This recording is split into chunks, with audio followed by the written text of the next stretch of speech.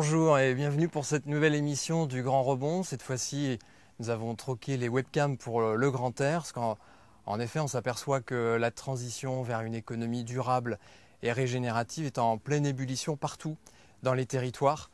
Et aujourd'hui, nous avons la chance d'être à l'Hermitage, qui est un tiers-lieu implanté à côté de Compiègne, dans un village de 750 habitants, qui s'appelle Autrèche. Donc on est à peu près à 1 heure de Paris dans le nord. Et c'est un lieu qui joue son rôle de revitalisation des territoires avec à la fois des lieux d'échange, de rencontres, d'expérimentation. Et c'est ce que l'on va découvrir aujourd'hui avec Jean Carinti, qui est le fondateur de l'Hermitage et qui reçoit à cette occasion la première étape de la tournée de la Convention citoyenne pour le climat, avec les 150 qui vont à chaque étape de la tournée venir rencontrer le public, échanger, répondre aux questions. Et le Grand Rebond, dans ce contexte, s'inscrit sur chacune des étapes pour mobiliser les acteurs économiques de façon à créer du lien, des synergies. Et l'objectif, c'est surtout de pouvoir amplifier des projets à impact permettant de contribuer à cette fameuse régénération par l'économie. Jean, bonjour. Bonjour Mickaël. Merci de nous recevoir. Tu es le fondateur de l'Hermitage. Et donc tu reçois la première étape de la tournée des tiers-lieux. Pour toi, la tournée des tiers-lieux et le fait de recevoir la Convention citoyenne pour le climat, ça représente quoi à titre personnel et pour l'Hermitage en tant que tel? À titre personnel, ça représente un moment clé, 3 ans après avoir lancé le projet, où on a la possibilité de confirmer avec les habitants du village, les habitants du territoire, les forces vives, notamment le monde de l'entreprise, bien entendu les services de l'État, les collectivités, que nous avons un agenda, que nous avons lancé une démarche et que nous prendrons le temps qu'il faut, nous aurons l'ardeur nécessaire et les citoyens sont à nos côtés pour nous accompagner et nous donner l'énergie nécessaire. Très bien. Est-ce que tu peux nous donner quelques chiffres clés? Parce que je crois qu'il y a à peu près 30 hectares sur le domaine. Les quelques chiffres du nombre de personnes qui gravitent dans tout cet écosystème, par exemple? Cet écosystème aujourd'hui, sur 30 hectares, il mobilise au quotidien, dans une semaine normale, à peu près 50 personnes. Et on peut être amené, en fonction des activités qui se déroulent sur le week-end ou qui sont sur une montée d'activités, jusqu'à 150 personnes. Donc il faut imaginer qu'en termes de symbolique, pour un ancien domaine agricole, qui est quand même un espace qui a un certain foncier, réinstaller un groupe de personnes qui y travaillent et qui portent les projets que nous portons, c'est important et ça donne une dimension forte dans le territoire, dans le village, à ce que peuvent faire des gens ensemble dans la transition qui est en train de s'engager. Donc c'est un nombre significatif de gens. Ce sont des gens qui vont être, pour les uns, dans une association d'intérêt général, pour les autres, dans une société qui va accueillir des séminaires d'entreprise ou qui va faire du conseil, ou des gens qui vont produire de la bière ou qui vont produire des légumes.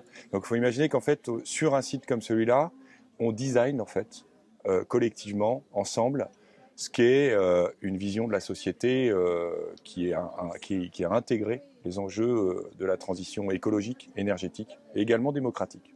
Parce que le lieu est géré grâce à une société coopérative d'intérêt collectif qui est un commun. Et j'y reviendrai peut-être dans l'échange, c'est à quel point aujourd'hui, face aux enjeux de la transition, des gens se réunissant dans un foncier, c'est ça les tiers-lieux, des gens qui se réunissent dans un foncier, qui se donnent un projet commun et qui vont au-delà de leurs individualités ou en conciliation avec leurs individualités entrepreneuriales, réussir à construire collectivement. Quand on brasse de la bière, on a un tunnel dans lequel on est. Quand on vend de la bière, on a des impératifs et c'est pas évident de s'installer dans un commun et de concilier ses préoccupations avec les autres. C'est ça une société coopérative comme l'Hermitage. Et justement, ton objectif à terme pour l'Hermitage, si on se projette à 5 ans, à 10 ans, ton rêve, ce serait que l'Hermitage ait pu générer quel résultat pour le territoire? Spécifiquement pour le village, que l'Hermitage ait été, entre guillemets, intégré et que les habitants du village considèrent que c'est leur instrument, leur outil de travail, leur outil de résilience. Que finalement, l'Hermitage ait pris sa place pour le 21e siècle dans son village, dans son territoire, qu'on ait réussi à en faire un tel démonstrateur, qu'on ait des dizaines de domaines comme celui-là, des dizaines d'usines, des dizaines de fonciers qui reprennent ce modèle et qui l'ont lancé, et que dans 10 ans, on soit en réseau avec 150, 200 tiers-lieux. Rien que dans l'Oise, moi je crois à la possibilité d'avoir 50, 100 tiers-lieux dans moins de 10 ans. C'est-à-dire que si on part du principe qu'il y a eu dans ce pays une mairie qui caractérisait la commune, qu'il y a eu une école qui caractérisait l'ambition républicaine de construire une vision et des valeurs, le tiers-lieu, c'est peut-être la chose d'après dans le village. Moi, j'imagine ça. Et donc, notre ambition à l'Ermitage, c'est de porter ça collectivement et de tenir. Ouais. Comme disait Winston Churchill, il faut tenir. Parce que tous les jours, on a, comme tout le monde, des difficultés de gestion, des limites. C'est une véritable ardeur qui nous anime. Et dans 10 ans, j'espère qu'on l'aura toujours. D'accord. Donc, tu as un petit peu fait la transition avec la dernière question que je voulais te poser. C'est finalement, l'Ermitage, c'est en quelque sorte un prototype pour ensuite que le concept puisse être largement repris, démultiplié, mais on sait que par ailleurs, en parallèle, d'autres tiers-lieux émergent un peu partout. Est-ce que déjà aujourd'hui, vous êtes en réseau les uns avec les autres, suffisamment, pas suffisamment? Quel est un petit peu l'état des lieux du réseau des tiers-lieux? En France, ouais. Il y a, depuis la mission coworking qui est devenue en fait une mission tiers-lieux, il y a identifié, à l'initiative du ministère de la Cohésion des Territoires, à peu près 1800 tiers-lieux. On sait qu'il y en a beaucoup plus. On sait qu'il faut qu'on arrive à suffisamment bien définir avec la souplesse suffisante le tiers-lieu. C'est un peu comme les ONG, les tiers-lieux. On n'a pas de définition structurelle, étatique, et heureusement d'ailleurs. Et donc aujourd'hui, on peut imaginer qu'il y a 2000 tiers-lieux. Il y a une association qui a été créée qui s'appelle France Tiers-lieux, qui préfigure en fait les réseaux de tiers-lieux. Dans les régions se constituent des réseaux. On a un très beau réseau qui s'appelle la Coopérative des tiers-lieux en Nouvelle-Aquitaine. Nous, en Hauts-de-France, on a une association qui s'appelle la Compagnie des tiers-lieux, qui est également un réseau. Moi, je suis assez convaincu que l'articulation se fera aussi avec le soutien des pouvoirs publics, comme ça s'est fait par exemple dans les ONG avec Coordination Sud, que beaucoup de gens connaissent dans la coopération internationale au développement. Ça se fera avec ce qu'on appelle les fabriques de territoire, qui sont une politique qui est menée. Nous, on est une fabrique de territoire, on a un label de l'Agence nationale de la cohésion des territoires, et ces fabriques sont en réseau, les tiers-lieux sont en réseau, et à terme, peut-être qu'aussi, à l'échelle départementale, on construira des réseaux collectifs, puisque quand je parle d'un tiers-lieu par commune, on sait que les départements sont importants dans l'aide aux communes, et que tout ça s'articulera. À mon avis, en France, on peut imaginer 30 à 40 000 tiers-lieux en 2030. D'accord. C'est pas une belle ambition. Et les gens qui le portent sont suffisamment ardents et entreprenants pour que ça puisse se réaliser. Et après, je terminerai là-dessus, il faut garder cette liberté qui caractérise l'innovation, la créativité dans les tiers-lieux. Les tiers-lieux ne sont pas des casernes prussiennes, c'est le contraire même. Donc c'est ça, l'idée, c'est d'avoir des lieux de liberté tout en intégrant les grandes innovations sociétales du XXIe siècle que sont l'intelligence collective, co-construction, pourquoi pas l'entreprise libérée. Qui sait, les tiers-lieux peuvent être des vrais laboratoires pour ça. Parfait, bah écoute, merci encore de nous recevoir à l'Ermitage, on est ravis de partager ce moment avec toi. On va suivre toutes ces évolutions, on va même essayer d'y contribuer à notre échelle. Et on va justement maintenant recevoir une autre cofondatrice d'un tiers-lieu qui est Openland à Nantes, qui est Pascale Guiffan.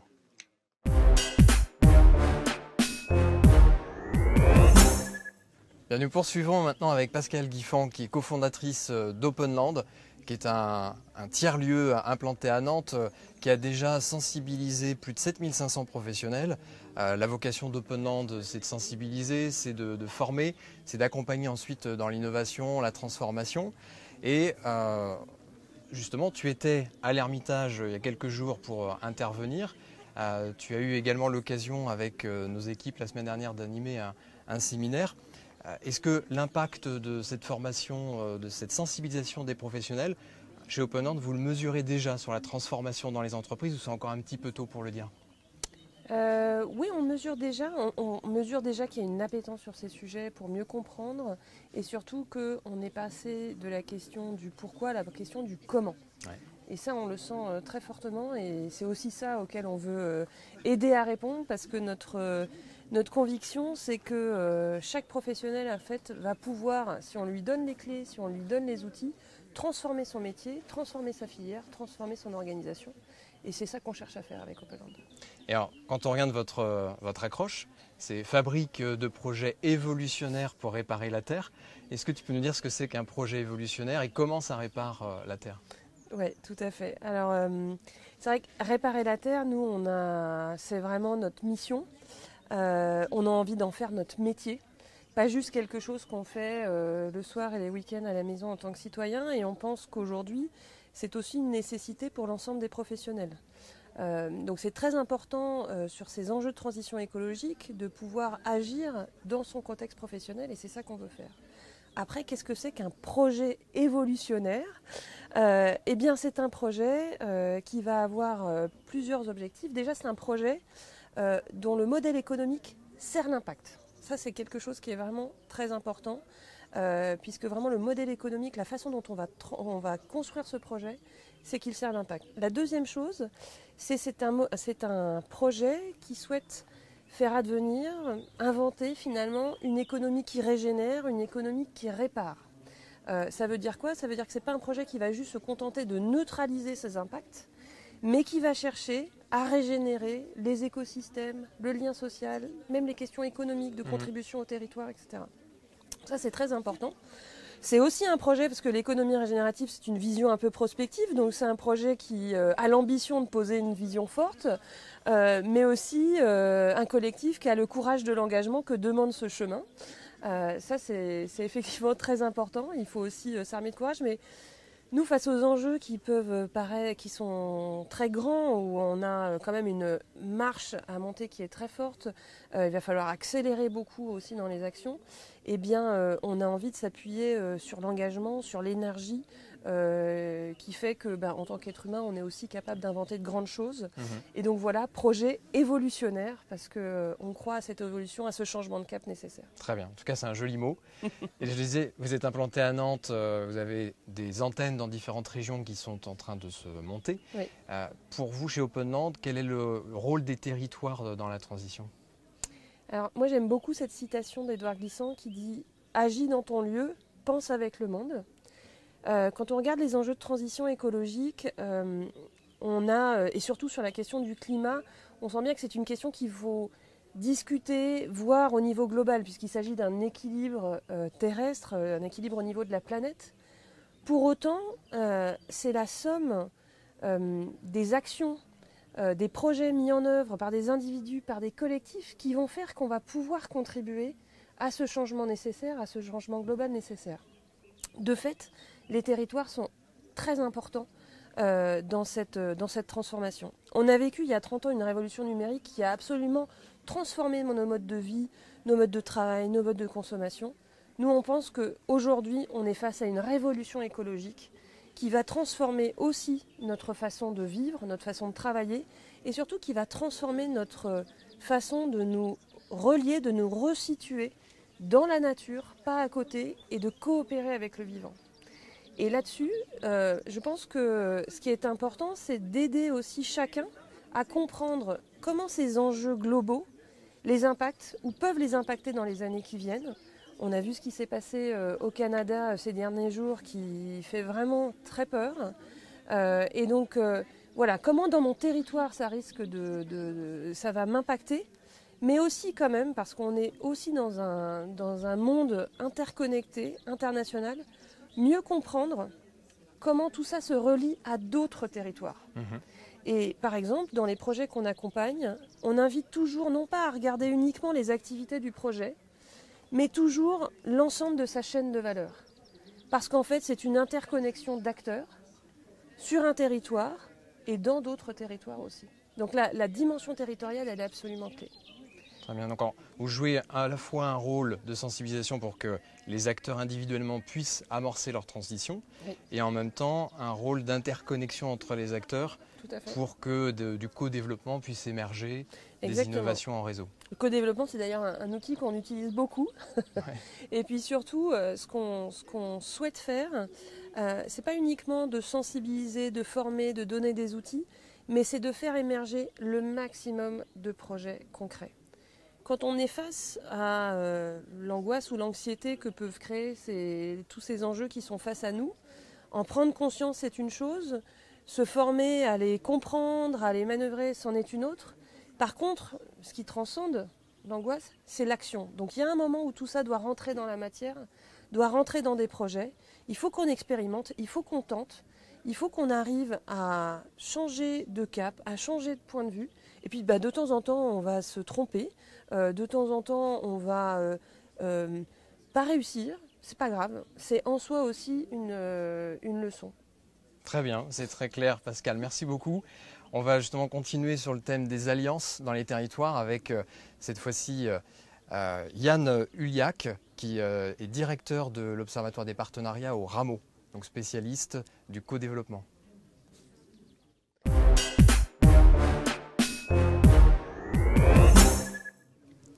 Bonjour Yann, donc, tu es directeur de l'Observatoire des partenariats au Rameau, qui est un laboratoire de recherche appliqué dans le domaine des alliances et des partenariats, notamment dans les territoires pour partir du terrain et ensuite comprendre quels sont les mécanismes des alliances. Merci d'être avec nous. On parle souvent des 17 objectifs du développement durable et dans ces 17 objectifs, il y en a un qui est le 17e, qui est développer les partenariats et les alliances. Donc c'est vraiment sur celui-ci que vous agissez. Est-ce que tu peux nous expliquer en quelques mots comment le partenariat peut aider à résoudre tous les autres objectifs, les 16 autres objectifs du développement durable? Bonjour Mickaël. Alors oui, déjà en fait ce qui est intéressant à savoir c'est l'historique. Quand le 25 septembre 2015 à l'ONU, tous les États membres décident finalement d'adopter ce qu'est un langage commun, l'agenda 2030 de ces grands objectifs pour réduire les inégalités, le lien commun, parce que c'était la première fois qu'il y avait des objectifs qui obligeaient et les pays du Nord, les pays en développement, et les pays du Sud, les pays dits en voie de développement, ça a été les partenariats et les coopérations. Et c'est vraiment en fait reconnu comme un levier stratégique pour arriver ensemble à résoudre ces grands défis. Nous, par rapport à nos travaux, ça fait 15 ans que le Rameau existe, on a l'occasion de mener près de 500 recherches-actions en fait, pour expérimenter au plus près des terrains, au plus près des dirigeants, qu'est-ce que ça produit, pourquoi on arrive et comment on arrive à mettre en place des alliances donc auprès d'entreprises, d'associations, de fondations et de collectivités de toute taille. Et ce qui est intéressant, c'est que ça produit finalement 3 grands impacts. Ces alliances, elles peuvent être source de performance, notamment au sein des organisations, de confiance et également d'innovation. Et quelque part, ça produit un effet levier. Un effet levier parce que ça va en fait, ces trois dynamiques, ça va contribuer, au-delà du cadre du partenariat, à toucher souvent l'objectif thématique de l'un des 16 ODD, qui est source d'intérêt général, et ça peut en croiser d'autres. Si je prends juste un exemple, on a eu l'occasion d'accompagner depuis l'origine un projet qui s'appelle Silver Geek. Silver Geek, c'est à la base, en fait, ça réunit trois éléments. C'est né à Poitiers, ça réunit le besoin d'inclusion numérique, notamment des seniors, ça réunit une dynamique d'insertion et d'emploi des jeunes, et ça réunit aussi une logique de santé, quelque part, de prévention santé, de bien vieillir. Et en fait, c'est un dispositif qui est maintenant en plein essaimage territorial et même national, et qui va bien au-delà. Parce que finalement, qu'est-ce qui se passe concrètement? Il y a des jeunes en service civique qui viennent voir dans des établissements de personnes âgées des seniors. On commence à jouer à la Wii, mais après ça peut aller plus loin. Ça peut être les aider à utiliser les outils numériques pour qu'elles se reconnectent à leurs proches. Il y a des témoignages impressionnants de grands-parents qui se retrouvent avec leur famille à l'autre bout de la planète, qui se reparlent pour la première fois depuis des ans. En termes de lien social, c'est extrêmement fort. Et il y a même une logique aussi qui est très forte, c'est que pour ces jeunes, finalement, on est complètement dans l'intergénérationnel, ça peut susciter des vocations, ça montre aussi tout ce que peuvent apporter les anciens, ce qu'ils n'avaient pas forcément conscience avant. Et donc, on voit bien qu'on touche là à beaucoup de domaines différents, et ce n'est pas simplement ce que produit l'action en brut, mais tous les impacts croisés, et notamment aussi le développement économique, parce que des jeunes mobilisés en service civique, ça y contribue. Ça contribue aussi à une nouvelle forme d'animation, de dynamique de ces établissements de seniors. Et même, et c'est beaucoup moins connu, dans le domaine très spécifique du e-sport, le fait d'avoir des compétitions de seniors, c'est un phénomène d'attraction majeur. Donc finalement, c'est mettre toute la diversité, la transversalité des compétences au service d'objectifs communs. Et c'est de ça dont il s'agit pour développer les partenariats et les alliances. Et pour aller toujours dans ce sens, vous avez créé la plateforme ODD. Est-ce que tu peux nous en dire quelques mots sur le fonctionnement et comment ça contribue justement à ce développement des partenariats? Bien sûr. Cette plateforme, déjà, c'est un outil qui est vraiment un outil collectif. Le Rameau est l'un des initiateurs, mais n'est pas le seul, qui réunit un certain nombre d'acteurs publics et privés. Et c'est en fait vraiment un outil commun. L'objectif, finalement, c'est quoi? L'objectif, c'est de partager de manière en accès libre un certain nombre de données, de compétences et d'outils qui vont notamment aider des dirigeants, des territoires et des têtes de réseau à mieux se saisir des enjeux pour développer des alliances. Parce que c'est un sujet qui est tout sauf simple. Et par rapport à ça, finalement, cette plateforme qui est en accès libre, elle va bientôt être alimentée par des parcours qui vont être conçus sur mesure par des têtes de réseau finalement qui vont choisir et piocher à l'intérieur de cette plateforme les éléments qui leur semblent les plus pertinents pour leurs membres, parce qu'une logique dédiée à des entreprises engagées ne va pas forcément être la même que celle dédiée à des personnes au sein d'une structure publique ou à des acteurs associatifs par exemple. Et ce qui est intéressant, c'est qu'il y a vraiment une logique finalement, une logique ouverte. C'est un outil qui est capitalisation partagée au service de tous et qui va finalement vraiment permettre de développer ces fameuses coopérations territoriales et contribuer à atteindre ensemble les objectifs de l'agenda 2030. Alors, du coup, avec la plateforme, mais aussi avec l'observatoire que tu diriges, l'observatoire des partenariats, vous identifiez des informations qualifiées, vous les partagez. Pour toi, qu'est-ce qu'une information qui est utile à la transition? Une information utile à la transition, déjà, c'est une information qui va être effectivement neutre, fiable et qualifiée. C'est extrêmement important pour mieux comprendre son environnement, pour être capable de prendre des décisions et aussi pour projeter notamment sur le moyen et long terme les défis et la stratégie de sa structure. Et en fait, ces informations qualifiées, c'est vraiment ça qui est à la base même de la création de cet observatoire. Il a été créé en 2008 par la Caisse des dépôts et le Rameau, en partenariat avec le MEDEF et le mouvement associatif. Et en fait, il vraiment met en partage finalement plusieurs éléments. Déjà, il va croiser des données, tout domaine, tout acteur, tout territoire, ce qui permet d'avoir une véritable vision systémique des enjeux, à la fois au niveau du territoire, au niveau global, mais aussi des enjeux et des pratiques des acteurs.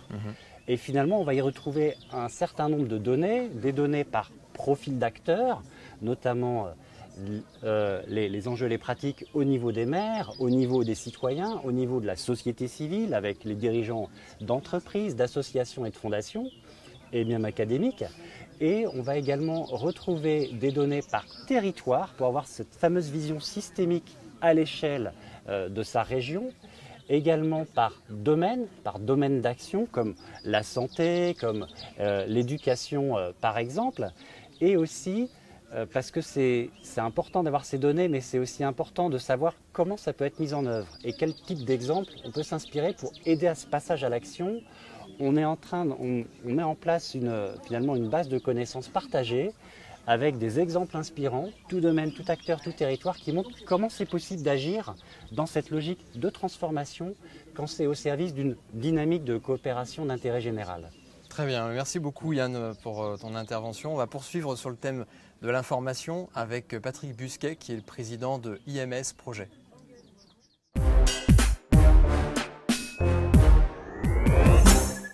Bonjour Patrick. Bonjour Michael. Merci d'être avec nous aujourd'hui. Et merci pour l'invitation. Avec grand plaisir. Alors, je disais, tu es président de IMS Projet, IMS qui veut dire Information pour le monde suivant. Et vous travaillez notamment sur les informations utiles et d'intérêt général. Est-ce que, dans un premier temps, tu peux nous dire déjà quel rôle l'information utile peut avoir dans la transition que l'on traverse? Eh bien, l'information, c'est un agent vital des sociétés et de la vie en général. Quel rôle elle peut avoir? Eh bien, elle peut avoir un rôle si les producteurs d'information sortent du geste nécessaire de la narration, je veux dire par là, mettent la narration au service de l'action. Et jusqu'à présent, depuis l'entrée dans l'ère numérique, on a des masses considérables de contenu, d'informations, dans lesquelles nous baignons tous les jours, mais nous n'avons pas suffisamment d'informations, qui ne soient pas simplement des informations pour sensibiliser, pour donner envie d'agir, mais qui sont des informations qui délivrent des clés opérationnelles à qui veut se saisir d'une réponse aux enjeux. Et donc cela impose un léger changement de position et aussi de gestes professionnels dans la fabrication de l'information pour la rendre, comme tu l'as dit, véritablement utile en réponse à des intérêts qui ont une dimension collective. C'est la proposition d'information pour le monde suivant. Et justement, pour accompagner ces légers changements que tu évoquais, vous définissez en ce moment des critères qui vont être documentés, qui vont être le référentiel pour que les producteurs d'informations puissent vérifier qu'ils sont finalement dans la bonne voie, pour que cette information soit utile, sans forcément énumérer évidemment les 12 critères, je crois qu'il y en a 12. Les principaux, selon toi, quels sont-ils ? Eh bien, pour transformer une information en un contenu prêt pour action, comme il y a des contenus prêts pour diffusion, voilà, là on fabrique des contenus prêts pour action, il faut que cette information elle soit capable de situer un besoin dans un enjeu et dans son contexte, voilà, jusqu'à l'explication de la méthode de la réponse, les résultats de la réponse évalués sur la durée, parce qu'il y a très peu d'informations qui donnent des mesures d'expérience sur la durée, et l'impact, la mesure d'impact, c'est-à-dire la transformation des comportements ou les effets sur le milieu dans lequel il y a une réponse, et en passant par la présentation des acteurs, mais aussi des partenaires et des financements. Et ce changement de production de contenu n'est pas uniquement à destination des médias. Quels sont, selon IMS Projet, tous les producteurs d'informations qui nécessitent de tendre vers ces critères ? Alors, les médias sont un des partenaires producteurs d'informations aujourd'hui. Et quand je dis les médias, il y a les médias conventionnels qui dominent, que l'on a en référence dans nos esprits, mais il y a toute la sphère des nouveaux médias. Voilà. Mais aujourd'hui, la masse d'informations n'est plus produite exclusivement par les médias. Les plus grands producteurs de contenu aujourd'hui, ce sont les citoyens. Chacun d'entre nous. Alors avec des expertises différentes, évidemment. Mais c'est quand même ça la réalité depuis déjà presque 10 ans. Ouais. Et puis, il y a des partenaires dont la mission première n'est pas de produire de l'information, qui ont d'autres missions, mais qui produisent aussi de l'information. Je veux dire par là, les entreprises, quelle que soit leur nature et leurs objectifs, produisent beaucoup d'informations. Les think tanks, le blog des universités, de la formation des écoles produisent beaucoup d'informations. Les collectivités territoriales produisent une masse considérable d'informations. Des organisations internationales, par exemple l'UNESCO, produit énormément d'informations. Et c'est une information qui reste presque dans un cénacle d'initiés. Le monde associatif, évidemment, toutes les fondations, les ONG produisent beaucoup d'informations. Et donc, le projet IMS, c'est à partir de la fin de l'année 2022, pour 2 années, 2023 et 2024, d'installer une coopérative d'intérêt collectif qui, à côté de l'association d'intérêt général que nous sommes aujourd'hui, va développer la proposition IMS, qui va consister en une plateforme numérique de référencement des informations utiles d'intérêt collectif et de leurs producteurs, c'est-à-dire des acteurs, premièrement, et qui va porter ces informations-là en optimisant ses contenus. C'est-à-dire que souvent, vous prenez le cas d'un chercheur. Un chercheur, il produit une grande étude qui fait 40-50 feuillets, sauf qu'elle n'est pas à notre disposition parce que qui a le temps aujourd'hui de lire 40-50 feuillets ? Nous sommes des professionnels de l'information. Nous n'avons pas d'autre ambition que d'être des professionnels de la production d'informations. Nous allons prendre ces informations et nous allons optimiser. C'est-à-dire nous allons la transformer en une infographie, en un podcast, en une vidéo, que sais-je encore, pour délivrer le contenu de ces informations utiles et les clés d'action au plus grand nombre. Voilà, donc une plateforme numérique en libre accès.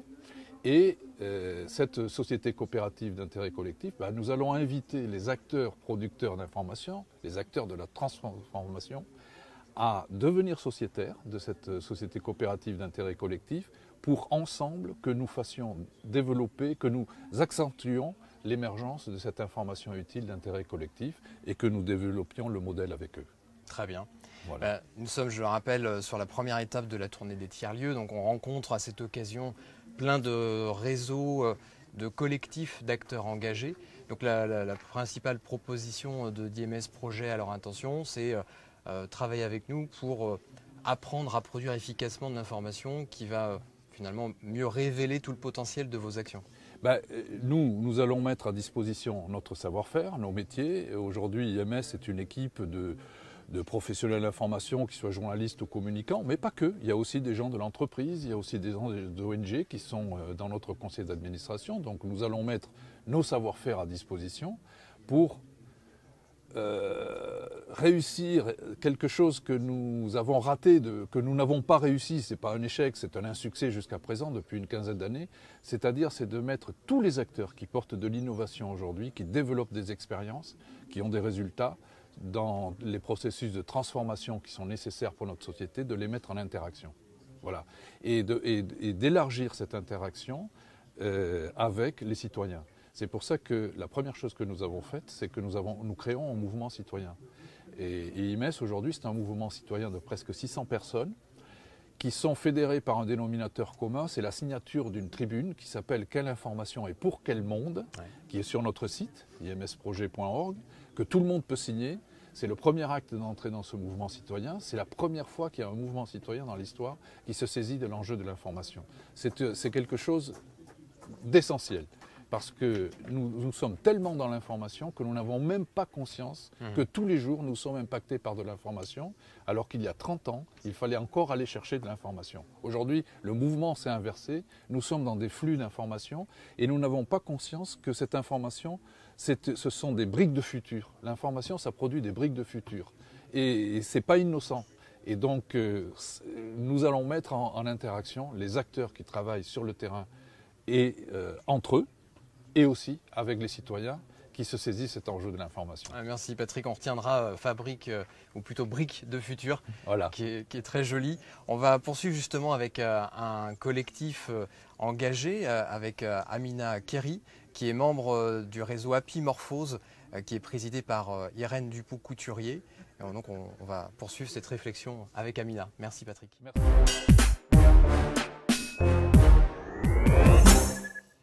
Bonjour Amina. Bonjour Mickaël. Merci d'être avec nous. Je disais à l'instant, tu es membre du réseau Happy Morphose, qui est présidé par Irène Dupont-Couturier, qui a été cofondé avec Alain de Vulpian.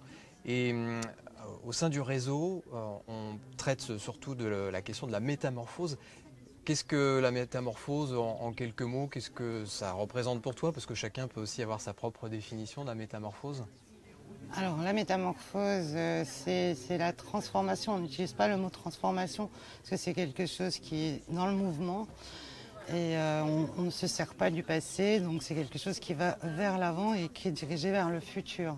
Donc cette métamorphose, elle se caractérise comment? Par une transformation quand même de la société et donc avec une attention particulière aux signaux faibles qui permettent aussi de se rendre compte de ce qui se passe ici et maintenant et d'avoir des correcteurs utiles pour que la métamorphose se passe bien.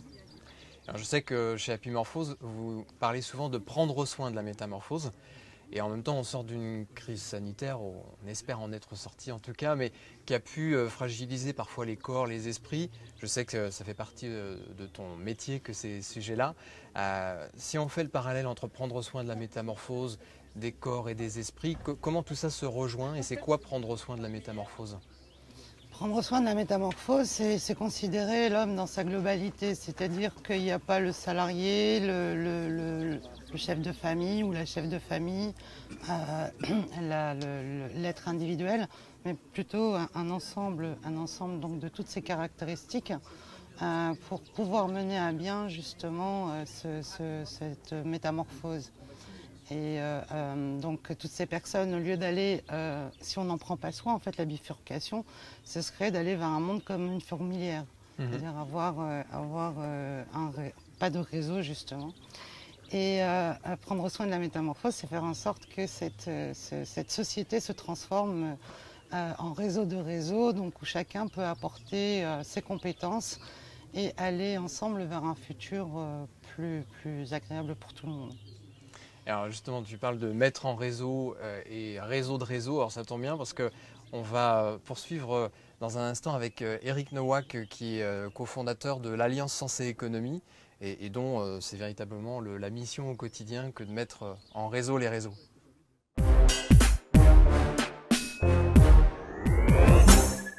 Bon, ravi que tu sois parmi nous aujourd'hui. On est dans un tiers-lieu, ce sont des sujets que tu côtoies au quotidien. Oui. À l'Alliance Sens et Économie, vous portez depuis 2016 le projet Microville 112, qui est à côté de Reims. En France, si je ne me trompe pas, on estime qu'il y a à peu près 90 000 à 150 000 hectares de friches industrielles qui peuvent faire l'objet de revitalisation. C'est tout l'objet de Microville 112 sur une ancienne base militaire. Aujourd'hui, après 3 ans de montée en puissance de ce dispositif, où en est Microville 112 à date? À date, on peut dire qu'à l'automne, on sera véritablement propriétaire du lieu. Enfin, après moult péripéties, mais bon, c'est un processus long. Hein. Quand on récupère des terres de l'État et des bâtiments de l'État, c'est de toute façon long. Ouais. Mais l'important, c'est qu'on y soit arrivé. Et ça, maintenant, on va vraiment pouvoir jouer. Et les perspectives dans les 3, 4, 5 ans qui viennent, Microville 112, ça peut être combien d'entreprises, combien de personnes? Combien d'entreprises? Je dirais, dans les 3 ans, 30 à 40 entreprises. C'est 500-600 emplois. Mais c'est surtout 1500 à 2000 personnes sur la base constamment. Et je parle de gens formés, qui sont en formation. Je parle de gens qui travaillent. Mais il y aura aussi quelques habitants.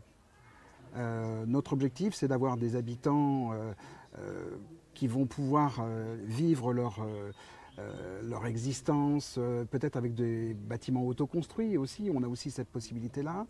Mais ça va être aussi éventuellement des endroits pour des personnes âgées, de l'hébergement intergénérationnel. Par exemple, un des projets que nous avons, c'est d'accueillir la chambre de métier.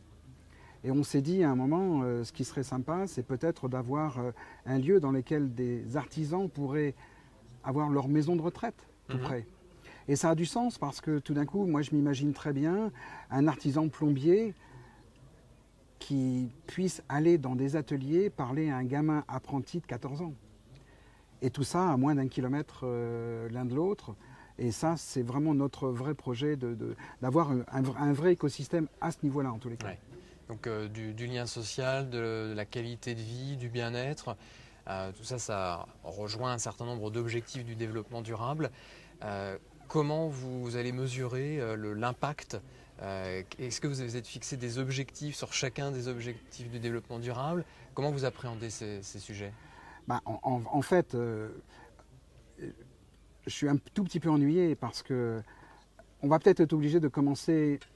Je parle en tant que moi, hein, l'équipe, on va peut-être faire un peu de quick and dirty.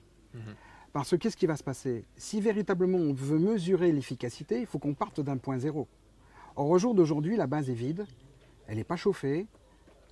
Et si on fait venir un thermicien dedans, il va voir quoi? Rien. Alors peut-être qu'il serait intéressant de se dire, pendant 2 ou 3 mois, on réalimente les chaudières avec du vieux fioul qui tâche, mais au moins on voit comment ça fonctionne. Ça va nous permettre aussi de voir le résultat thermique des différentes conduites, de voir comment réagissent les bâtiments.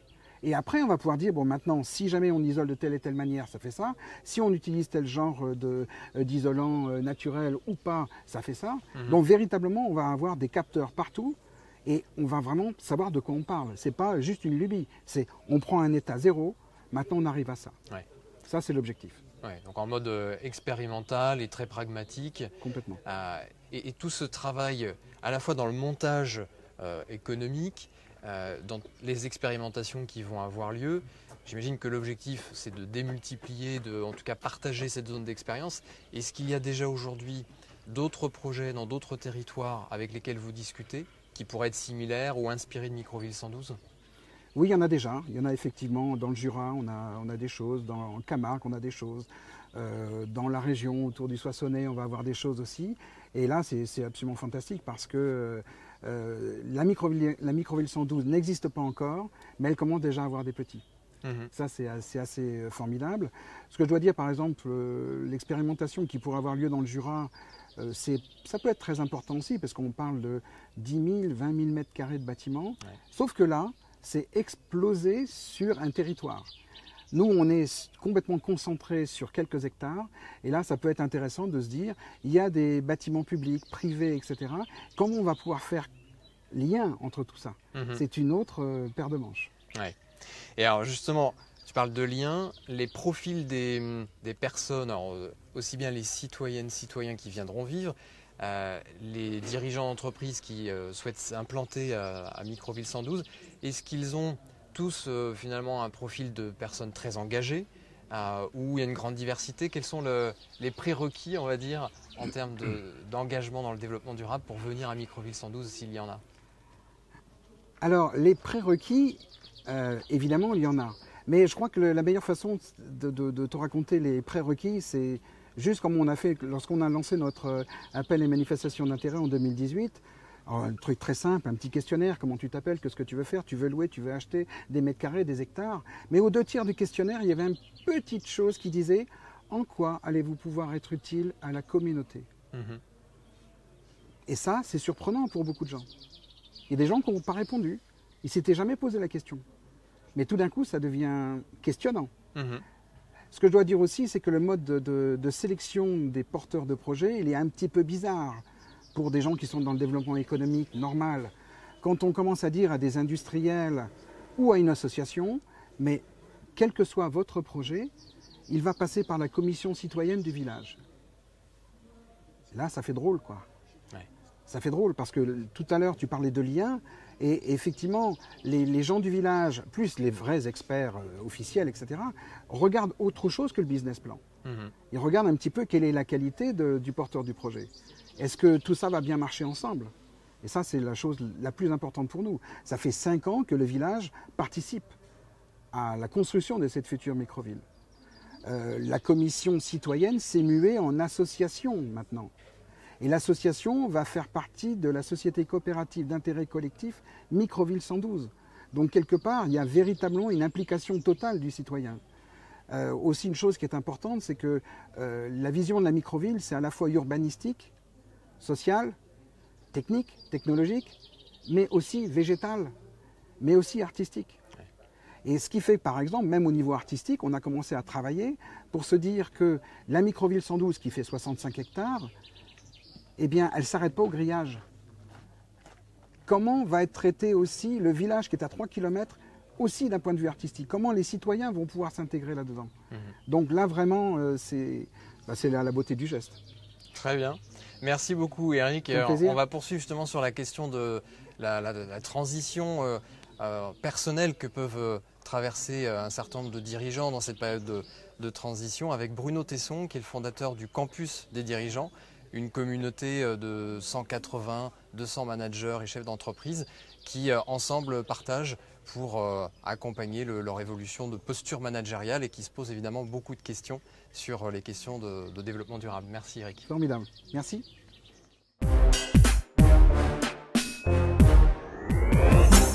Merci d'être venu à l'Ermitage à cette occasion. Alors, je te présentais à l'instant comme fondateur du Campus des dirigeants. Et donc, tu accompagnes au quotidien des dirigeants, des managers. Quelle est l'évolution de la sensibilité face aux questions de transition environnementale, sociale et sociétale que tu constates, que tu observes? J'ai vraiment l'impression que les enjeux sont compris aujourd'hui, en tout cas pour les dirigeants qui sortent de leurs entreprises, qui font partie de réseaux, qui suivent des webinaires, des podcasts, qui lisent la presse. Franchement, on ne peut pas échapper à la compréhension des enjeux. Sur l'ampleur des enjeux de transformation, je pense que tout le monde n'a pas perçu, et moi non plus d'ailleurs, l'ampleur qui nous attend dans les sujets de transformation, en lien avec une économie plus durable. Mais en tout cas, je pense que oui, la prise de conscience est faite, et je discutais encore hier avec un expert qui me dit que la crise nous a fait gagner, il disait 20 ans, je ne sais pas si c'est 20 ans, mais 10 ans dans l'acquisition de cette prise de conscience. Donc ça c'est simplement prendre conscience. Mais maintenant, pour le faire, il y a tout le monde n'avance pas au même rythme, les entreprises n'avancent pas du tout au même rythme pour plusieurs raisons. D'abord, c'est que les dirigeants sont des citoyens, et comme au sein de la population des citoyens, il y a tout un tas de sensibilités différentes sur ces sujets, ce qui fait que pour certains, ce qu'ils ont à mettre en place, ça répond plus à des contraintes normatives. Ils l'abordent plus avec leur tête en se disant si je n'adapte pas mon entreprise, elle va disparaître. C'est déjà en soi déjà vertueux. Pour d'autres, ils voient un levier managérial à activer en se disant bah voilà une opportunité d'impliquer les collaborateurs.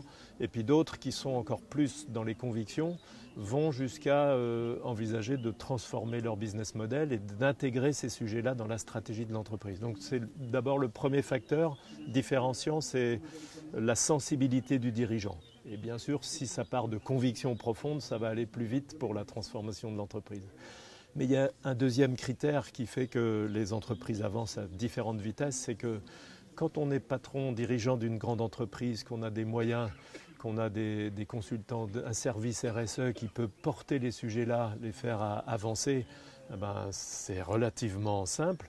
Mais quand on est dirigeant d'une TPE, voire d'une PME, et qu'on est déjà très très impliqué dans l'exploitation au quotidien, dans l'opérationnel, qu'on est avec les clients tous les jours, qu'on est sur la production, ça c'est déjà un gap de réussir à assurer la pérennité de son entreprise, mais engager des processus de transformation, c'est parfois difficile, non pas faute de volonté, mais faute de temps, de ressources. Et je pense que là, il y a des questions à se poser sur comment aider les dirigeants de ces plus petites entreprises à avancer sur ce chemin et engager des vrais projets de transformation. Et pour répondre à ces nouvelles aspirations, chez spécifiquement le campus des dirigeants, qu'est-ce que vous avez mis en place? Comment ça se traduit? Alors nous agissons sur le dirigeant lui-même, qui est un levier clé de transformation. Et on le fait comment? Par exemple en partageant nos convictions sur ce que c'est que la finalité d'une entreprise. Et pour nous, c'est ni l'économique ni le financier. Ça ce sont des nécessités. Et c'est la première responsabilité du dirigeant d'assurer la pérennité économique et financière de son entreprise. Mais la finalité de l'entreprise, elle est ailleurs. C'est-à-dire qu'une entreprise, sa finalité, c'est de créer des richesses et des richesses qui sont susceptibles d'être partagées. Donc prendre conscience de ça, ça aide les dirigeants à élargir le champ des richesses que l'entreprise peut produire. Par exemple de la richesse sociale, en étant attentif à comment est-ce qu'on va aussi intégrer dans l'entreprise des personnes qui sont plus éloignées de l'emploi. Donc voilà une manière d'élargir les richesses produites. Et puis ensuite, dans la manière de partager les richesses, tous les schémas sont possibles. Donc si un dirigeant croise à la fois l'élargissement des richesses et une diversification dans le partage des richesses, il a une occasion de créer une entreprise plus singulière. Et une entreprise plus singulière, elle va se différencier, elle a plus de chances de survivre. Donc ça, c'est une première façon d'amener les dirigeants à réfléchir et à penser l'entreprise. Ça les amène d'ailleurs souvent à retravailler la raison d'être de l'entreprise et donc qui est tournée sur son utilité pour le monde et non pas simplement les KPI économiques. Voilà, des manières qu'on a. D'autres, c'est aussi d'inciter les dirigeants à partager le pouvoir parce que pour aborder des sujets complexes comme ça, avec une seule tête, c'est difficile, mais si les dirigeants s'entraînent à impliquer leurs collaborateurs, notamment leur premier cercle, un comité de direction, ou à mettre en place une gouvernance digne de ce nom avec un vrai conseil qui va les épauler, eh bien, ils ont plus de chances de réussir ces projets de transformation. Très bien. Merci. Et alors, les territoires, parce que c'est un petit peu le sujet que l'on évoque aujourd'hui à l'Ermitage, quel est le lien entre cette transformation et l'impact dans les territoires? Est-ce qu'il y a au campus des dirigeants un rapport spécifique avec l'enjeu territorial? Alors, pas vraiment en tant que tel, mais je me rends compte que les dirigeants qui veulent avancer sur ces sujets, ils ne peuvent pas rester tout seuls. Parce qu'un dirigeant, même quand il a conscience qu'il a adapté son entreprise, à la transformer, la grande question, c'est par quoi je commence? Parce que si on regarde les choses à 365 degrés, comment est-ce que je vais faire plus sociétal, plus social, plus environnemental, écologique? Ça fait beaucoup de sujets et on ne peut pas embrasser tous les sujets à la fois. Et en fait, quand les dirigeants d'aujourd'hui qui ont peut-être pour les plus jeunes 35, 40, 45 ans, ils n'ont pas forcément grandi dans ces sujets-là. Ils sont aux commandes de l'entreprise, mais il y a plein de questions techniques aussi qui se posent. Quand on commence à parler économie circulaire, les sujets du transport, de l'efficacité énergétique, ils ont besoin d'être épaulés. Alors, ce que je vois, moi, c'est que dans les territoires, il se passe des choses très belles en général. C'est des réseaux d'entrepreneurs qui se créent pour réfléchir à ces sujets et créer des lieux où on peut partager des bonnes pratiques. J'en connais près de chez moi à Lille, je pense par exemple à Démarche Verte, c'est des clubs de dirigeants qui se réunissent pour échanger, apporter sur la table les bonnes pratiques qui commencent à réussir. Ça donne des idées, ça donne envie, c'est de la bonne émulation entre dirigeants. Est-ce que tu aurais justement un exemple d'un dirigeant dans le réseau du campus, une success story, en tout cas une histoire à nous partager ? Oui, alors j'en ai plusieurs, mais je pense, j'aurais d'ailleurs bien aimé qu'il soit là aujourd'hui. Franck Desmarais, qui a été le DRH de Decathlon, et à un moment de sa vie chez Decathlon, il a été DG de la marque Kipsta, c'est la marque de sport collectif, enfin de foot maintenant. Et dans son histoire de dirigeant, il a eu à un moment à choisir un lieu pour le siège de Kipsta. Et au siège de Kipsta, c'est non seulement des bureaux, mais aussi des terrains de sport, parce qu'ils sont très proches des utilisateurs. Les ingénieurs, les utilisateurs des équipements fonctionnent ensemble. Et il a choisi, Franck, de créer le siège de Kipsta dans une zone qui est la zone que tout le monde aurait pu fuir. Ça s'appelle la zone de l'Union à Tourcoing, zone qu'il a appelée quartier de l'Union. Et il a choisi ce lieu-là parce qu'il pense que l'entreprise, même si elle a une vocation internationale, elle doit être ancrée dans un territoire. Et plus elle a de liens avec le territoire, plus elle va être solide. Donc il a, par exemple, conservé des locaux d'une friche industrielle. Il les a réhabilités alors qu'un autre peut-être aurait tout rasé. Il a fait travailler les enfants dans les écoles pour dénommer les terrains de sport, pour qu'ils trouvent eux-mêmes les noms, qui est leur nom sur le nom de la classe sur les terrains. Et du coup, il s'est dit, en intégrant le siège au sein de la population, on va apporter des richesses sur le territoire. Et je fais confiance aussi à la population pour prendre soin de ce lieu-là parce que j'ai impliqué. Voilà, il a fait revenir le jour de l'inauguration les salariés qui avaient été travaillé dans ces usines et qui avaient vécu un gros traumatisme avec la fin du textile dans cette région-là, des gens qui ont arrêté leur carrière trop tôt. Il les a invités ce jour-là et il a senti beaucoup d'émotion de voir qu'on avait préservé la culture, on avait préservé le lieu en hommage à l'histoire de ces hommes, de ces femmes et des hommes sur le territoire. Donc je trouve que ça, c'est des magnifiques histoires à raconter. Il y en a plein d'autres. Je pense aussi à des entrepreneurs qui, eux, aujourd'hui, peuvent créer d'emblée des modèles vertueux, des modèles économiques vertueux. Je pense aussi toujours dans ma région, Hubert Mott, qui a créé une entreprise qui recycle des vieux pneus de vélos, de voitures pour en faire des accessoires de mode. Il fait des trucs formidables, extraordinaires, et sa boîte est comme ça, quoi. Voilà, donc ça donne beaucoup d'espoir. Je crois qu'il se passe des choses extraordinaires aussi dans les entreprises. Est-ce que c'est à la hauteur des enjeux? Je ne peux pas le dire parce que je pense qu'on va vivre des transformations vraiment énormes. Nul ne peut imaginer l'ampleur, je pense. Merci pour ton témoignage, puis ces deux exemples justement concrets d'impact dans les territoires et dans la vie du quotidien grâce à des entrepreneurs qui ont complètement transformé leur organisation et participé à des nouveaux modèles émergents. Merci Bruno. On va poursuivre justement avec un exemple d'un dirigeant d'entreprise qui est Serge Conessa, qui a créé Immersion 4 et qui bouleverse, qui transforme complètement les centres de données vis-à-vis de leur impact énergétique, mais pas seulement, également sur des modèles inclusifs, circulaires et qui participent au développement des territoires.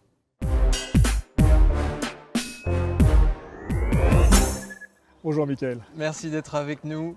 Alors, tu as conçu un système technologique qui révolutionne, en tout cas qui bouleverse complètement le monde des centres de données.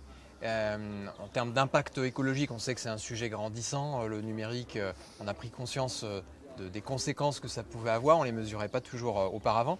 En deux mots, est-ce que tu peux nous dire en quoi consiste le système que tu as conçu? En fait, c'est relativement simple. On a changé le paradigme du refroidissement de l'électronique. C'est-à-dire qu'au lieu de refroidir l'électronique en utilisant de l'air et de l'eau, aujourd'hui on utilise un liquide qui s'appelle Ice Coolant qu'on a développé, qui permet d'immerger toute cette électronique et donc de réduire l'infrastructure, de réduire l'effort, la consommation énergétique et en plus de ne pas avoir aucune émission d'aucune pollution de quel type. Donc c'est un changement de paradigme complet par rapport à ce qu'on n'a jamais connu, mais qui est une logique que l'on aurait dû appliquer depuis le début des temps.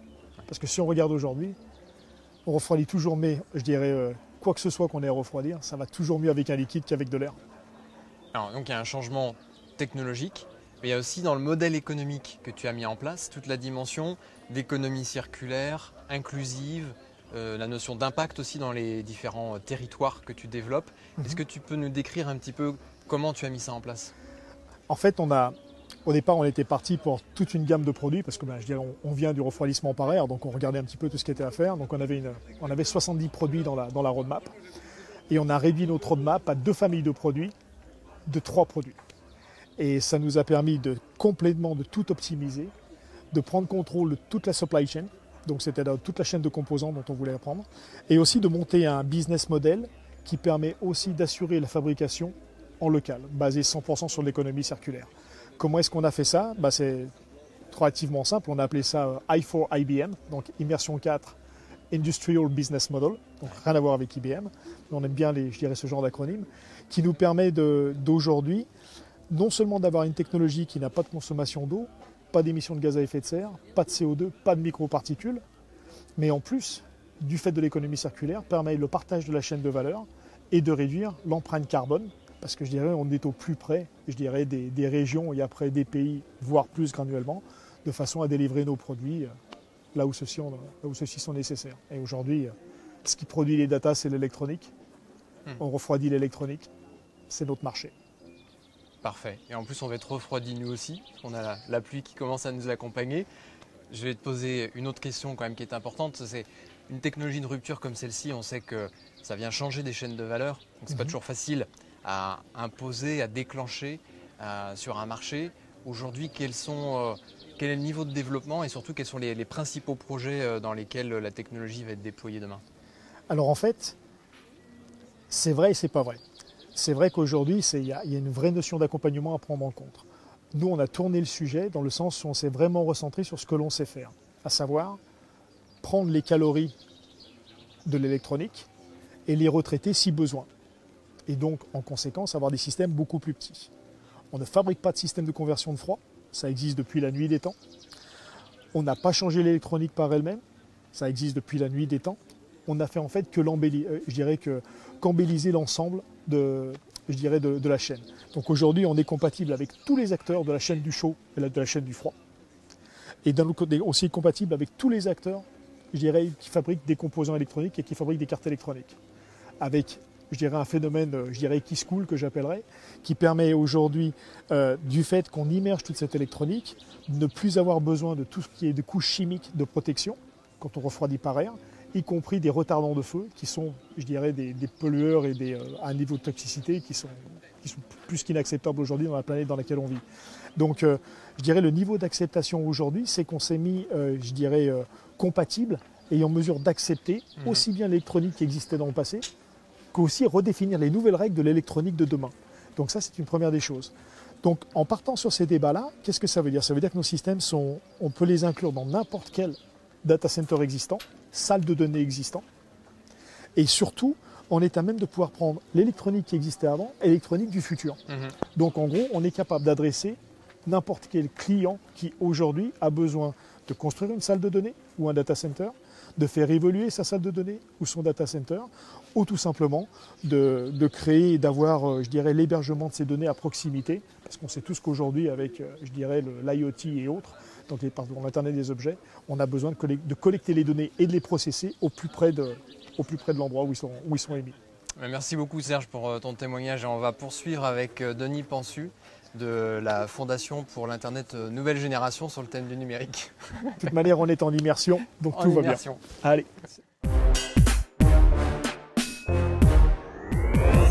Bonjour Denis. Bonjour. Donc, tu es directeur de programme à la FING et vous venez de terminer au travers de plusieurs mois une étude avec plus de 200 participants sur les risques liés au numérique. Est-ce que tu peux nous dire quels sont les principaux enjeux qui en sont ressortis? Alors, effectivement, dans l'expédition qu'on a menée, qu'on a intitulée « Numérique tout risque », ce qui nous intéressait, c'était de voir la relation du numérique au risque et aux crises. Actualité oblige. Et donc, ce qui est intéressant dans cette exploration, c'est de passer justement le numérique au prisme des tensions que l'on a pu vivre, que ce soit en termes de facilitation dans des contextes tels que le confinement, mais aussi de fragilisation, puisque le propre d'une crise, c'est son caractère imprévu, mais aussi on va souvent vivre des phénomènes d'accumulation de crises. Et d'ailleurs, on l'a vécu pendant le confinement avec, par exemple, des CHU qui ont subi des attaques informatiques en pleine crise Covid. Et donc, on voit bien que le numérique, il faut l'envisager, il faut savoir aussi l'envisager de façon résiliente, pour ne pas dire frugale parfois, si l'on veut tenir les éléments clés que sont des appareillages qui continuent à fonctionner, des communications qui puissent se poursuivre. Donc ça nous a amené à travailler sur un certain nombre de scénarios que l'on publie, des pistes d'innovation, où l'on envisage le numérique comme une ressource dans des contextes finalement de contraintes extrêmes, et notamment la question des infrastructures numériques qui doit être envisagée sous un angle parfois low-tech, alors que le numérique est plutôt associé au high-tech. Aujourd'hui, on parle beaucoup d'intelligence artificielle, de 5G, etc. Mais quand on l'a vu avec la catastrophe de la Roya dans les Alpes-Maritimes, eh bien dans ce cas-là, il n'y a plus du tout de réseau. Donc ça pose la question de qu'est-ce qu'on fait avec le numérique dans ce cas-là. Et la place des territoires dans ces enjeux de résilience, j'imagine qu'elle est assez centrale. Est-ce que vous avez identifié des actions prioritaires que les territoires pourraient mettre en place justement pour développer la résilience? Alors, effectivement, ça corrobore d'ailleurs un chantier auquel on avait participé, qui était un bootcamp de l'ADEME il y a 3 ans, où l'on constatait que des défis, que ce soit en termes de mobilité, en termes d'énergie, appellent la constitution de réseaux multi-acteurs à l'échelle territoriale. Et le numérique a un rôle à jouer là-dedans, dans justement la médiation, l'échange d'informations entre ces parties prenantes. Parce qu'aujourd'hui, finalement, on est dans une société où il y a des logiques de réseau, mais par filière, par domaine. Mais dès que l'on raisonne en transversal, là, il y a beaucoup moins d'espace de dialogue et il y a besoin de compétences à la fois de médiation et d'animation. Donc ça, c'est un vrai chantier, un vrai enjeu pour les territoires. Je l'avais, moi, travaillé sur un atelier à l'époque, justement avec l'ADEME, sur l'autoconsommation collective d'énergie photovoltaïque. Eh bien, on se rend compte que, par exemple, quand il s'agit de faire dialoguer un opérateur d'énergie, des entreprises qui disposent des surfaces pour capter le solaire, des habitants, dont c'est leur domicile, et des agents territoriaux, eh bien, aujourd'hui, sur des situations comme ça, on n'a pas les espaces de dialogue. Et comment on peut les concevoir et les renforcer, les augmenter, notamment par les usages du numérique. Ouais, donc tout l'intérêt des tiers-lieux, justement. Exactement. Les tiers-lieux qui vont avoir cette fonction de transversalité, de par leur ouverture, et qui sont essentiels. Alors nous, on avait dans le passé travaillé avec l'expédition Softplace sur la relation justement des lieux d'hybridation de l'innovation, et on a analysé la dynamique des coworking, des living labs, des fab labs, qui sont autant de formats aujourd'hui de transversalité. Oui. Alors, on a commencé par les risques, mais il y a toujours le versant aussi des opportunités. Il y a tout le mouvement de la Tech for Good sur les questions de développement des territoires, de résilience, de transition. Est-ce que tu as identifié des exemples, des cas d'usage en termes de technologies qui participent à cette résilience et cette transition? Il y en a une à laquelle je pense qui est très émergente, mais qui pour moi a beaucoup d'avenir. C'est l'opération Chaton qui a été lancée par Framasoft. Framasoft, qui est un acteur du logiciel libre bien connu en France et qui a développé tous les Framaservices, qui sont autant de solutions pour que des collectifs, petits et grands, puissent justement coopérer. Et leur réflexion, c'est de se dire, mais parce que ça a eu beaucoup de succès, ces Framaservices, et vu ce succès, ils se sont dit on n'a pas envie de devenir l'OVH de notre secteur. Et donc, comment fait-on pour justement répartir la compétence et la charge au sens numérique du terme? Et en fait, Chaton, c'est une expérience très intéressante qui consiste à relocaliser l'expertise numérique dans les territoires et recréer une relation de proximité entre les administrateurs serveurs et les utilisateurs. Et donc, pour moi, ça, c'est une approche résiliente parce qu'elle est décentralisée. Elle peut tout à fait se concevoir avec des modalités même de consommation électrique frugale. Parce que quand vous avez un méga data center, ok, il y a une optimisation du fait de la concentration, mais c'est quand même très consommateur d'énergie à un point donné. Donc en situation de crise, on renforce d'autant plus les situations critiques. Confère l'incendie d'OVH à Strasbourg.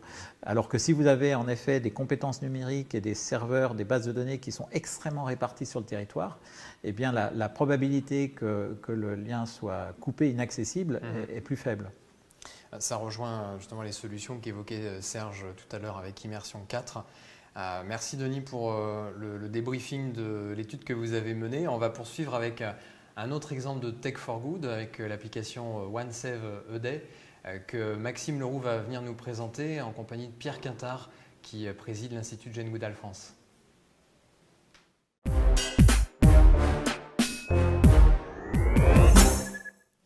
Nous sommes maintenant avec Pierre Quintard qui préside l'Institut Jane Goodall et Maxime Leroux qui est un jeune entrepreneur qui se saisit du digital pour participer à l'engagement des citoyens. Donc Maxime, est-ce que tu peux nous dire quels sont les impacts recherchés par l'application OneSave ED ? Oui, alors il y a un impact direct et un impact indirect. L'impact direct, c'est les résultats des gestes qu'on fait tous les jours, donc que la communauté mondiale fait jour par jour. Et puis donc ça, ce sont des gestes comme par exemple la réduction de consommation d'eau, de l'empreinte carbone ou encore des déchets. Et puis il y a aussi les impacts indirects qui sont presque plus importants. C'est qu'en faisant ces gestes tous les jours, petit à petit, on adopte certains de ces gestes et donc on développe un style de vie plus éco-responsable. Alors dans un instant, nous allons retrouver Michel Montagu qui est cofondateur de l'association Pop Food pour lutter contre notamment la précarité alimentaire. Est-ce que tu peux nous dire dans l'application OneSave ED quels sont les challenges sur le plan alimentaire ? Oui, alors sur le plan alimentaire, il y a différents aspects qui peuvent avoir un impact négatif sur l'environnement. Nous, dans l'application, on a des challenges comme par exemple, aujourd'hui je fais mes courses, mais j'achète uniquement des produits qui sont locaux ou régionaux. Comme ça, on incite la communauté à changer ses habitudes. On a également des challenges plus simples qui sont aujourd'hui je ne mange pas de viande ou pas de fromage. Donc c'est pour inciter la communauté à avoir cette prise de conscience de l'impact négatif de certains produits. Et puis on a des challenges qui sont aussi autour du gaspillage alimentaire. Donc ça peut être aujourd'hui, je planifie les repas de la semaine pour éviter d'avoir des produits périmés à la fin de la semaine. Ou encore aujourd'hui, je mange tous les restes avant de préparer un nouveau plat. Alors, merci Maxime. Pierre, tu présides l'Institut Jane Goodall et Jane a été particulièrement interpellée par l'application OneSave ED. Est-ce que tu peux nous dire pourquoi ? Bien sûr. En fait, pour la petite histoire, et ce qui est assez amusant, c'est Jane qui m'a appelé après être tombé sur un article qui parlait de Maxime et de son action. Et c'est vrai que Jane, depuis 40 ans maintenant, alerte, bien entendu, comme chacun le sait, sur les problématiques climatiques, les problématiques environnementales. Et on a constitué, depuis une trentaine d'années maintenant, des groupes éducatifs de manière à ce que des groupes d'enfance puissent se mobiliser au travers de campagnes d'actions ponctuelles, mais aussi d'actions long terme, à construire par leurs propres gestes des choses et donc d'être moteur de ces actions. Et là où ça se rejoint, c'est que Jane prône depuis des années que finalement il appartient à chacun de faire les gestes qui comptent. Jane a été interpellée par cette voilà, cette initiative de Maxime et on a trouvé très intéressant de pouvoir s'allier puisque nous-mêmes nous disposons d'une communauté, qu'on souhaite étendre notre message et qu'une application comme celle de Maxime qui va permettre de toucher beaucoup de gens sera utile aussi bien à notre communauté qu'à la communauté mondiale. Et ce qu'on envisage également, c'est des discussions que l'on a en ce moment avec Maxime, c'est de pouvoir faire en sorte que des personnalités comme Jane, comme d'autres, puissent également proposer des choses et que ces choses soient relayées pour que la communauté puisse agir. Donc bien évidemment, ça tombait sous le sens pour nous de pouvoir abonder et essayer de travailler ensemble avec Maxime. Merci Pierre, merci Maxime. Donc il ne nous reste plus qu'à installer l'application One Save a Day pour démarrer les challenges quotidiens. Nous allons poursuivre avec Michel Montagu pour parler de Hop Hop Food, l'association qui lutte contre le gaspillage alimentaire.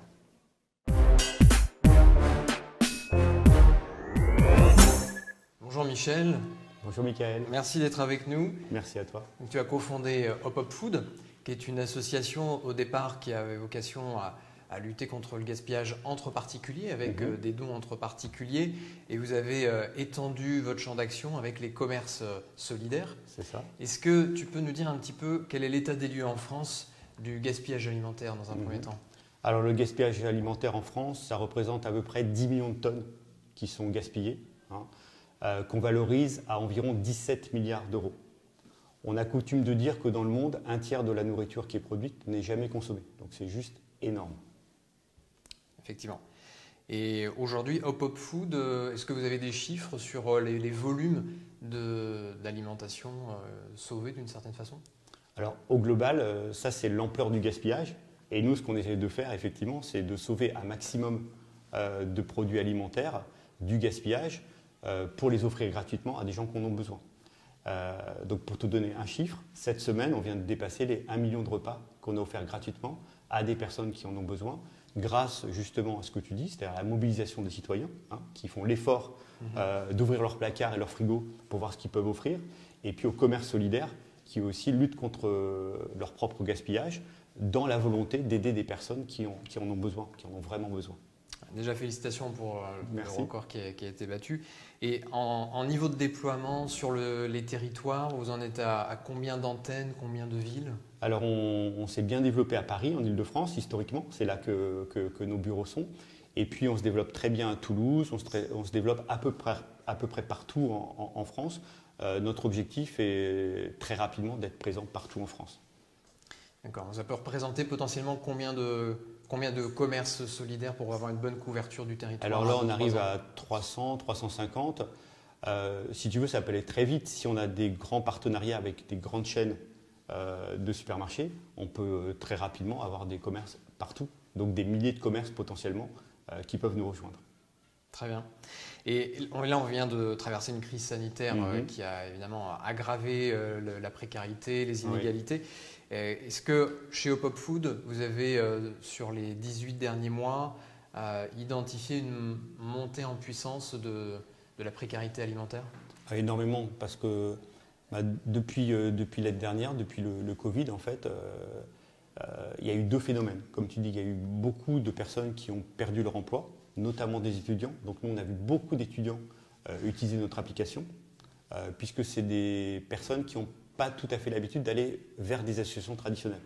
Donc ils cherchent en fait à se débrouiller tout seuls et à trouver des moyens de mieux se nourrir.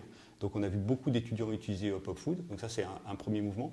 Et puis l'autre mouvement, on a vu beaucoup d'associations qui ont du mal à fonctionner pendant la pandémie, puisque les bénévoles eux-mêmes étaient coincés chez eux, parce que les camions étaient bloqués, parce que la ramasse était difficile, parce que distribuer des produits alimentaires dans la rue, ce n'était pas facile. Donc il y avait un peu ce double phénomène, montée de la précarité alimentaire et diminution des associations qui pouvaient donner effectivement et qui pouvaient aider ces personnes. Donc nous, comme on a une application digitale, elle est tout à fait résiliente pendant la crise. C'est-à-dire qu'on peut toujours l'utiliser, réserver donc gratuitement ces produits en ligne, aller les chercher chez un commerce, donc aux heures décidées par le commerce. Donc on a un système qui justement est tout à fait adapté à des situations où d'autres associations, malheureusement, temporairement, ne peuvent plus fonctionner. Très bien. Merci pour ton témoignage. On va justement rester sur le sujet avec Thibault Larose, qui est directeur exécutif de Convergence et qui développe notamment un programme 3.0, de zéro pauvreté, zéro exclusion et zéro changement climatique.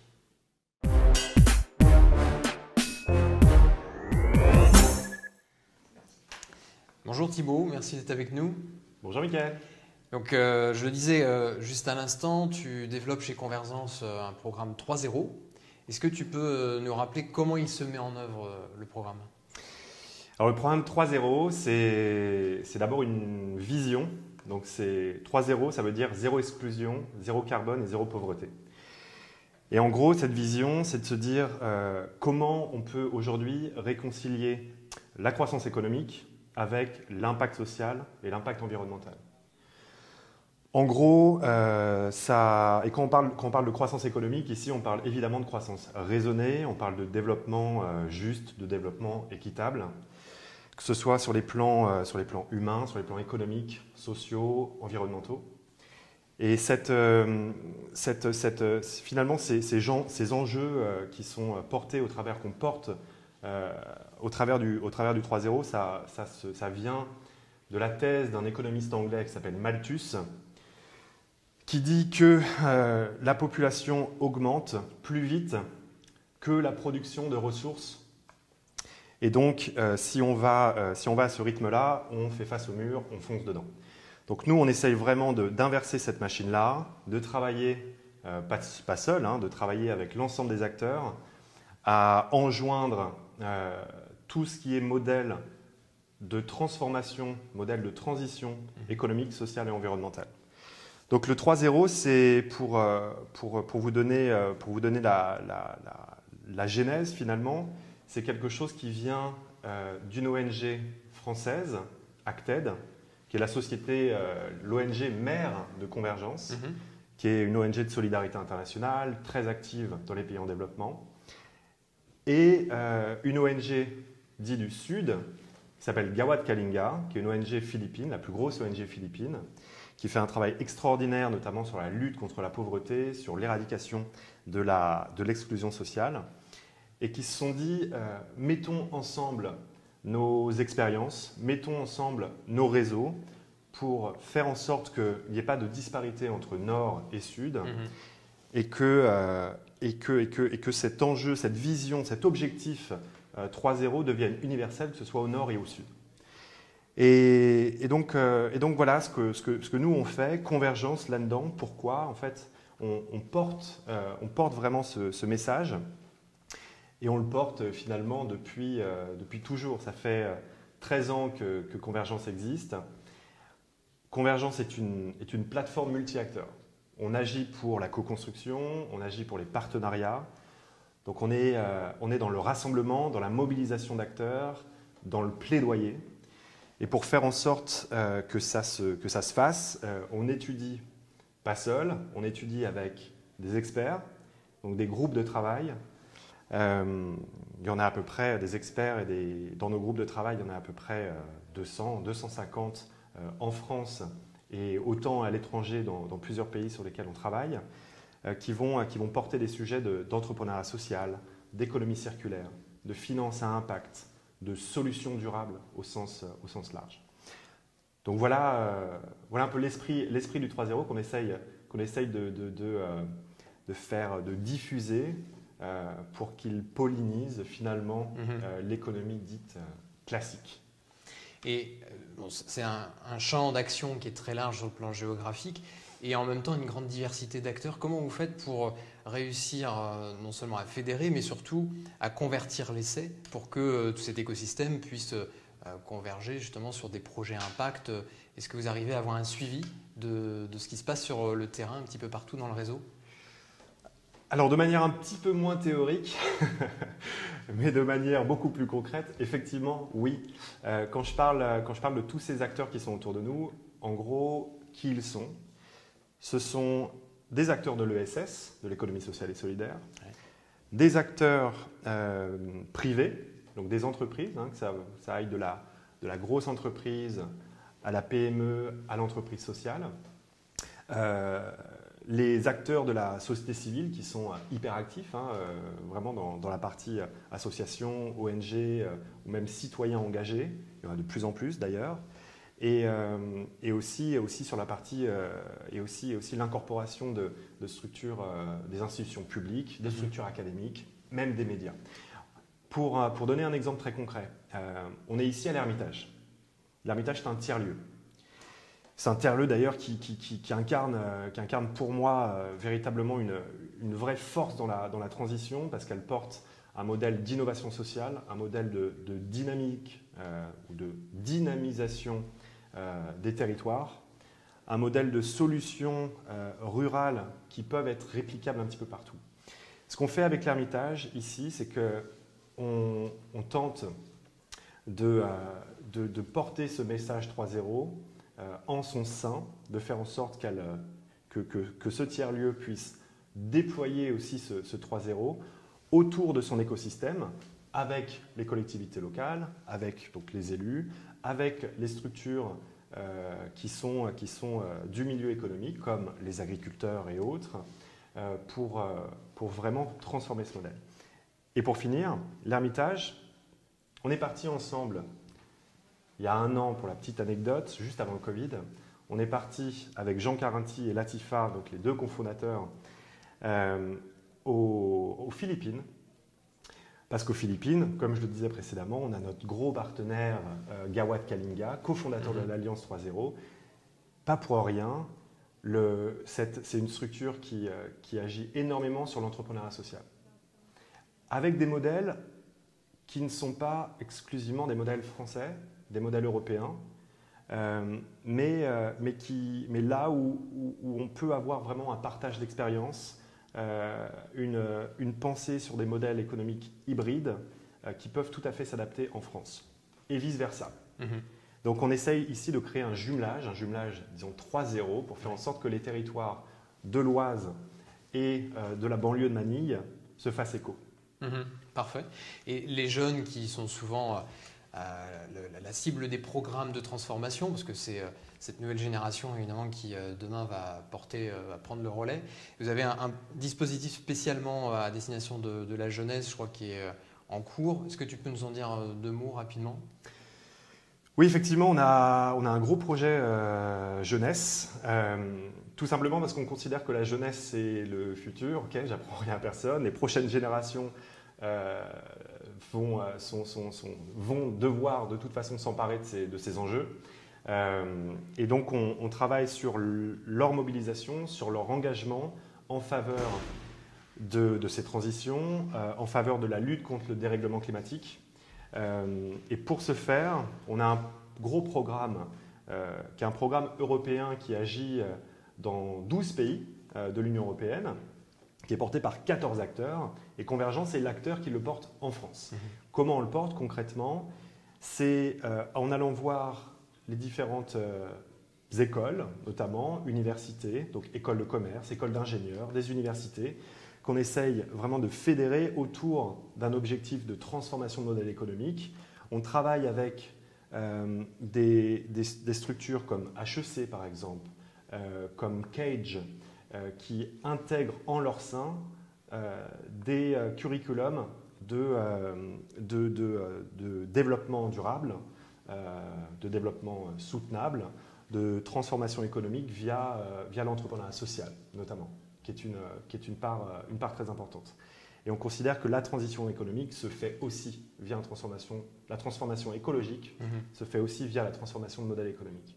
Donc on embarque des milliers de jeunes à travers nos actions, et nos actions qui se matérialisent par des forums, un gros forum en France, qui est notre temps fort tous les ans, qui s'appelle le Forum mondial 3.0,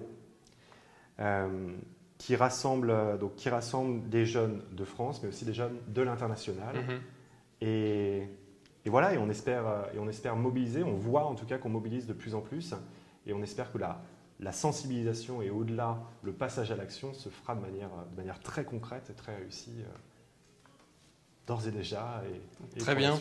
Merci beaucoup Thibaut. Et d'ailleurs, le passage à l'action, on va y contribuer dès maintenant, puisque cet après-midi, avec les acteurs économiques locaux de l'Oise, tous les participants de cette émission, partenaires du Grand Rebond, nous allons initier des échanges, des réflexions pour développer des synergies et espérer que l'Ermitage devienne le socle pour les futures expérimentations de tous ces dispositifs. Merci beaucoup Thibaut. Merci Mickaël. À bientôt.